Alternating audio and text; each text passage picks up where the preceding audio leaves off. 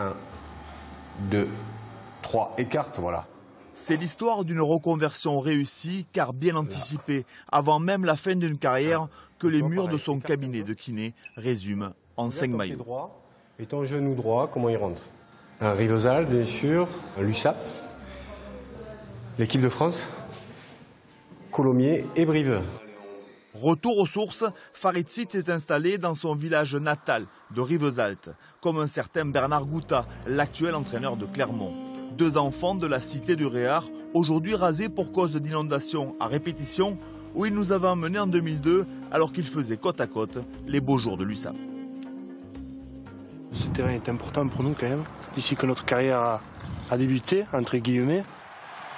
Il y a eu Bernard qui lui est un grand frère rugbystique qui m'a pris un peu sous son aile à partir de l'âge de 16 ans, 15-16 ans déjà très tôt. Avec Bernard, on allait courir très tôt, on allait jouer à la cité aussi du Réard, puisqu'on a vécu à côté, on était voisins. Donc voilà, c'est ces personnes-là qui font le joueur côté, mais surtout la personne que tu es aujourd'hui, en tant que je suis, m'ont permis de grandir.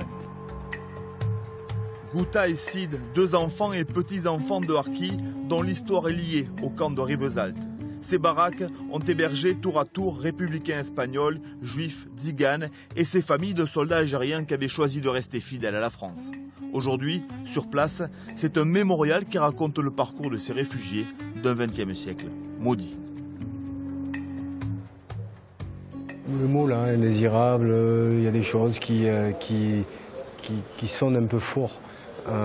L'histoire un peu de Harkis, c'est un manque de reconnaissance, tant en Algérie qu'après, tant qu'ils sont arrivés en France. Donc là, tu as un besoin d'exister, un besoin de reconnaissance, et tu es en quête perpétuelle de reconnaissance. Et quand tu arrives à le transposer à travers ce que tu fais, que ce soit à l'école, que ce soit au rugby, pour ma part ça a été au rugby pendant pas mal de temps, eh ben, peut-être que tu vas aller un peu plus loin qu'un autre.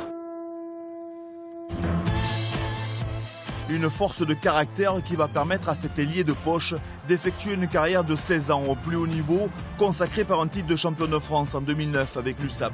Aujourd'hui, le jeune kiné intervient à la FFR dans les équipes de développement de rugby à 7 et se verrait bien tenter sa chance dans un club pro.